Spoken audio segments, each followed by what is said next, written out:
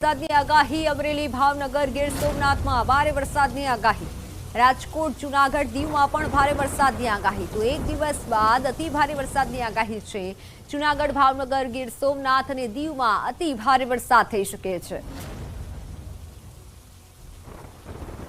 अमरेली भावनगर गिर सोमनाथ और दीव के लिए वेरी हेवी रेनफॉल की वार्निंग है और राजकोट और जूनागढ़ के लिए हेवी रेनफॉल की वार्निंग है और साथ में येलो अलर्ट जारी है। और डे 3 के लिए जहां पर वेरी हेवी रेनफॉल की वार्निंग है वो डिस्ट्रिक्ट है अमरेली भावनगर गिर सोमनाथ और दीव डिस्ट्रिक्ट है और जहां पर हेवी रेनफॉल की वार्निंग है वो सुरेंद्रनगर राजकोट पोरबंदर जूनागढ़ और बोटाद डिस्ट्रिक्ट शामिल है।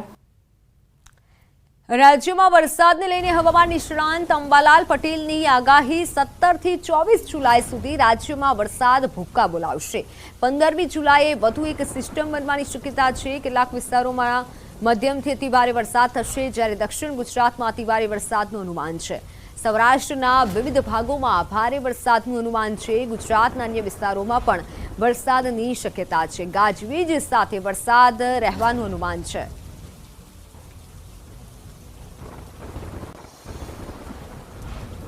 ચીનમાંથી આવતા અવશેષોના કારણે બંગાળ ઉપસાગરમાં હલચલ જોવા મળશે અને 15મી તારીખે તે સિસ્ટમ બનવાની શક્યતા છે જેના કારણે તારીખ 17 થી 24માં રાજ્યના ઘણા ભાગોમાં વરસાદ થવાની શક્યતા છે।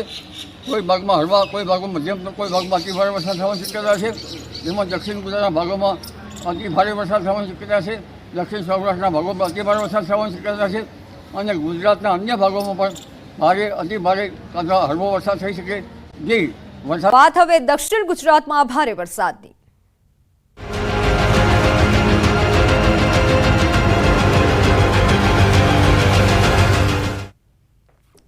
વલસાડ જિલ્લામાં અનરાધાર વરસાદ ધોધમાર વરસાદ થઈ રહ્યો છે। વરસાદથી નદી નાળા છલકાયા છે। મધુબન ડેમના 8 દરવાજા ખોલવામાં આવ્યા। ભારે વરસાદથી કોલક નદીમાં ઘોડાપૂર આવ્યું। રસ્તા પર નદી જેવા દ્રશ્યો સર્જાયા। હજુ પણ ભારે વરસાદની આગાહી કરવામાં આવી છે। ભારે વરસાદથી કોલક નદીમાં ઘોડાપૂર આવ્યું છે।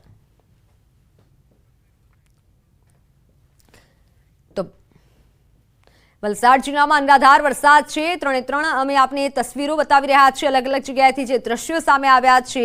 વલસાડમાં કોલક નદીમાં ઘોડાપૂર આવ્યું છે। આ દ્રશ્યો આપ જોઈ રહ્યા છો કે જ્યાં રસ્તા પર નદી વહી રહી હોય તેવા દ્રશ્યો સર્જાયા છે અને જેથી વાહન ચાલકો પણ અટવાયા હતા। તો બીજી તરફના દ્રશ્યો છે કે જ્યાં હાલ ભારે વરસાદના કારણે ખનકી ઓવરફ્લો થઈ છે। નદી બંને કાંઠે વહેતી થઈ અને જેથી સ્થાનિકોએ પારાવાર મુશ્કેલી વેઠવી પડી હતી। હાલ દક્ષિણ ગુજરાતમાં અનરાધાર વરસાદ પડી રહ્યો છે। હજુ પણ ભારે વરસાદની આગાહી છે।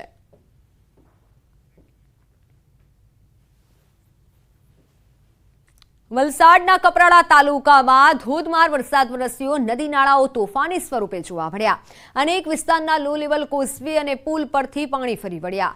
બુરલા ગામ નજીક કોલક નદીમાં જોરદાર પાણીની આવક થઈ।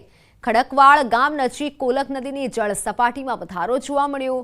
કોઝવે પર અને પુલ પરથી ધસમસતા પાણીનો પ્રવાહ વહેતો થયો અને જેથી કેટલાક લોકો જીવને જોખમમાં મૂકી નદી પાર કરતા જોવા મળ્યા। આ દ્રશ્યો કેમેરામાં કેદ થયા હતા જેમાં જોખમી રીતે લોકો જઈ રહ્યા છે અને વાહન હંકાવી રહ્યા છે।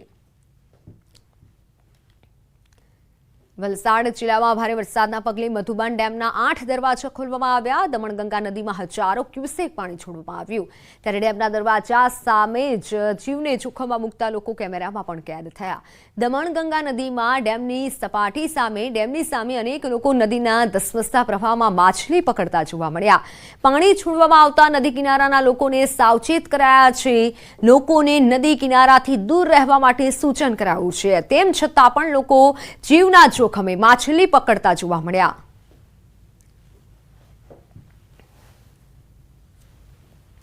વલસાડ પારડીના અરનાલા પાટી નજીક કોલક નદી તોફાની સ્વરૂપે વહી રહી છે। કોલક નદીના પાણી લો લેવલ કોઝવે પર ફરી વળ્યા। લાંબા સમય સુધી કોઝવે પરથી વાહન વ્યવહાર બંધ કરાયો। કોઝવે પર પસાર થવું જોખમી છે અને તેથી પોલીસ પહેરો ગોઠવાયો છે। જિલ્લામાં ઉપરવાસમાં ભારે વરસાદથી નદી નાળાઓ તોફાની સ્વરૂપે વહી રહ્યા છે। જિલ્લાના 11થી વધુ બંધ માર્ગો પર પાણી ફરી વળતા કલાકો સુધી માર્ગો બંધ રહ્યા।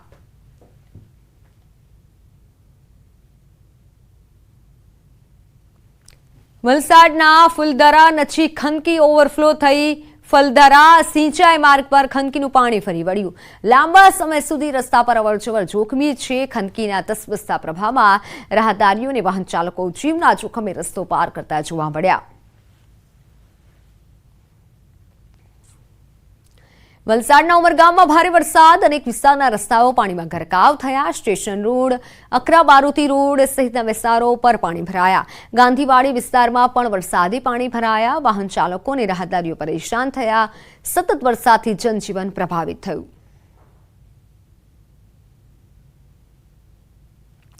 વલસાડ જિલ્લામાં ધોધમાર વરસાદથી નદીઓ છલકાઈ. તાલુકાના તમામ નદી નાળામાં પાણી તોફાની સ્વરૂપે વહ્યા. વાગલધરા નજીકની ખરેરા નદીના પાણી પુલ પર ફરી વળ્યા. પુલ પર વાહન વ્યવહાર બંધ થયો. સલામતીના ભાગરૂપે બેરિકેડ લગાવી પુલ બંધ કરાયો. બંને તરફના ગામોનો સંપર્ક ખોરવાયો. નદીના એકબીજા તરફ જવાના 15 કિલોમીટરનો ચકરાવો હવે લોકોને લગાવવો પડશે. સતત વરસાદથી જનજીવન પ્રભાવિત થયું. અન્ય સમાચારો પર તો આંગણવાડીમાં ઈદના પાઠ ભણાવાતા વિવાદ વકર્યો છે. વડોદરાના ડભોઈના કરનાળી આંગણવાડીમાં બનાવ બન્યો છે. અભ્યાસક્રમ ન હોવા છતાં ભણાવાયા ઈદના પાઠ. બાળકોને માથે રૂમાલ બાંધી નમાઝ પઢાવવામાં આવી. ઈદ ઉજવણીના ફોટો સોશિયલ મીડિયામાં વાયરલ થયા છે. એમએલએ શૈલેષ મહેતાએ ડીડીઓને આ અંગે જાણ કરી છે.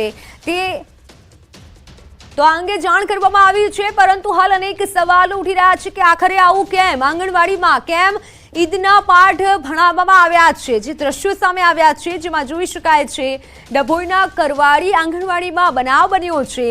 અભ્યાસક્રમ ન હોવા છતાં ઈદના પાઠ ભણાવાયા છે. ડભોઈના કરનાળી આંગણવાડીમાં બનાવ બન્યો. અભ્યાસક્રમ ન હોવા છતાં ઈદના પાઠ ભણાવાયા હતા. બાળકોને માથે રૂમાલ બાંધી નમાઝ પઢાવવામાં આવી હતી. તો તેને લઈને હવે અનેક સવાલ ઉઠી રહ્યા છે. ફોટો સોશિયલ મીડિયામાં વાયરલ થઈ રહ્યો છે. ફોનલાઈન પર સંવાદદાતા હાર્દિક જોડાઈ ચૂક્યા છે. હાર્દિક, અભ્યાસક્રમમાં ન હોવા છતાં કઈ રીતે આ રીતે બાળકોને ઈદના પાઠ ભણાવાયા છે? શું હાલ કાર્યવાહી કરવામાં આવી છે? સામે શું આવ્યું છે? બિલકુલ સમગ્ર ઘટનાની વાત કરીએ તો કરનાળીની જે આંગણવાડી છે ત્યાંના દ્રશ્યો છે.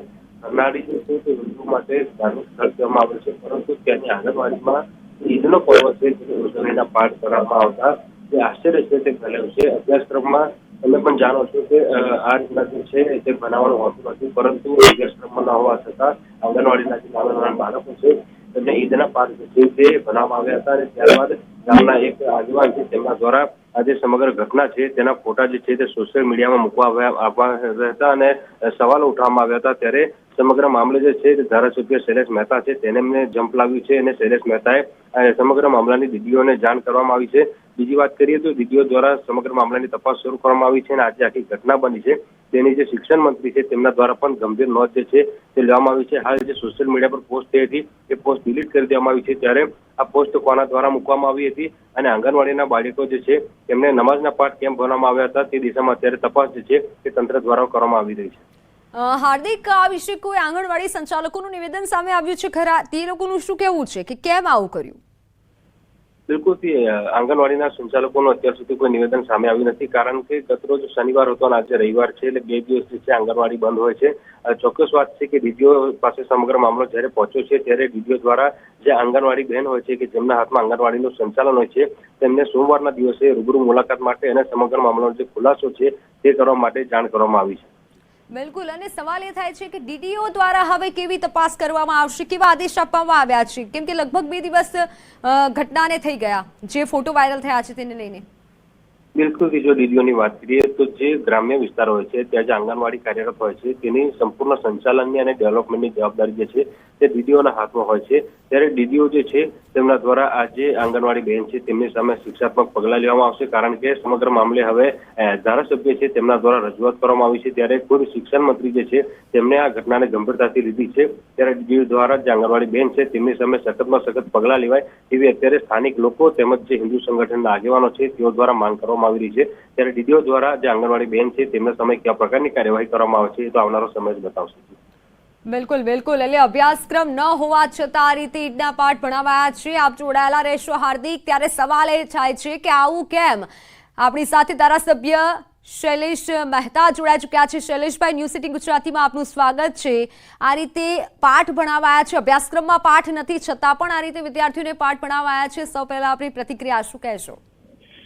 ગઈકાલે જ અમારા ધ્યાન પર આવ્યું હતું અને ત્યારે રાત્રે જ અમે કલેક્ટરને, ડીડીઓને, પ્રાંત અધિકારીને અને કુબેરભાઈ ડિંડોરને પણ અમે જે તે વોટ્સઅપ કરીને માહિતી આપી હતી કે આ રીતનું થઈ રહ્યું છે અને આ બાબતમાં શું છે સત્ય હકીકતો એ બહાર લાવી જોઈએ। કારણ કે આંગણવાડીના બાળકોને મદ્રેસાની માફક છે તે નમાજ પઢાવવાનું શીખવાડવામાં આવે એ ખૂબ દુઃખદ બનાવ છે અને ધાર્મિક સ્થળ છે કરનાળી એટલે કુબેર ભંડારીનું સ્થાન છે અને એવા સ્થળે આ બનાવ બન્યો છે એટલે અમારે ધ્યાન દોરવાની ફરજ પડી છે।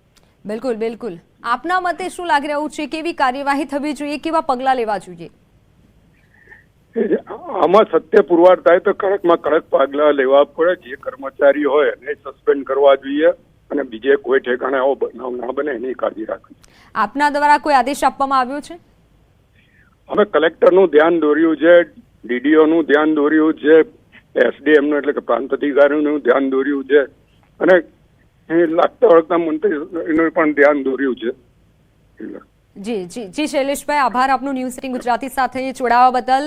તો આપણી સાથે સંવાદદાતા હાર્દિક દીક્ષિત જોડાયેલા છે। હાર્દિક, ધારાસભ્ય દ્વારા પણ કહેવામાં આવ્યું છે કે કાર્યવાહી થવી જોઈએ, કલેક્ટરને પણ આદેશ આપવામાં આવ્યા છે કે આ વિશે ગંભીરતા લેવામાં આવે અને નોંધ લેવામાં આવે આ ઘટનાની, કેમ કે વિદ્યાર્થીઓ અને ખાસ કરી વાલીઓમાં પણ એક પ્રકારનો પડઘો પડી શકે છે। અભ્યાસક્રમમાં જે બાબત નથી તે કરાવવામાં આવી છે।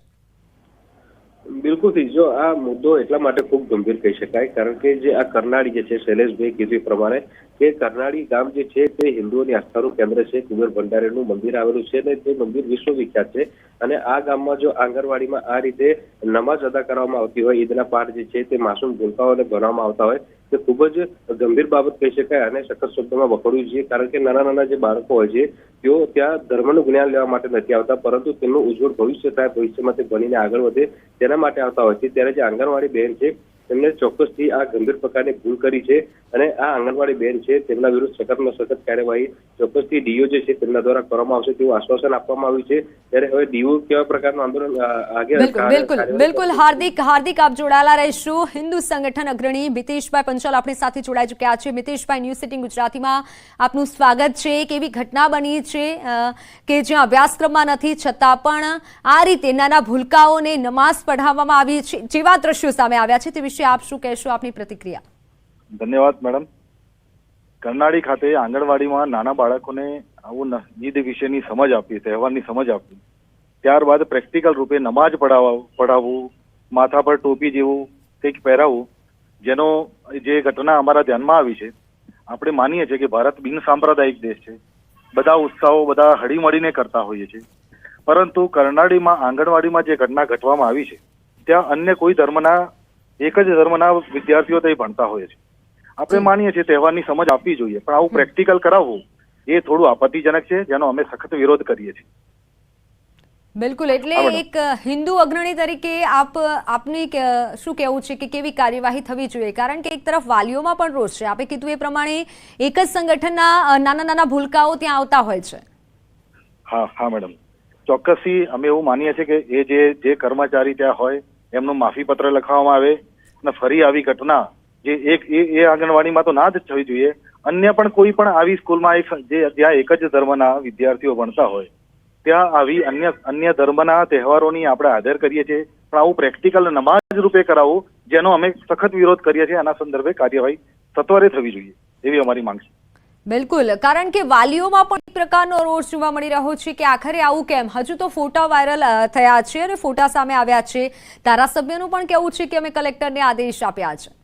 હાજી બિલકુલ મિતેશભાઈ, આભાર। જી મિતેશભાઈ, એટલે ચોક્કસથી આના પર સત્વરે કાર્યવાહી થાય એવી અમારી માંગણી છે, નહીં તો આગળ અમે આ સંદર્ભમાં કાર્યવાહી કરીશું। જી મિતેશભાઈ, આભાર ન્યૂઝ સિટી ગુજરાતી સાથે જોડાવા બદલ।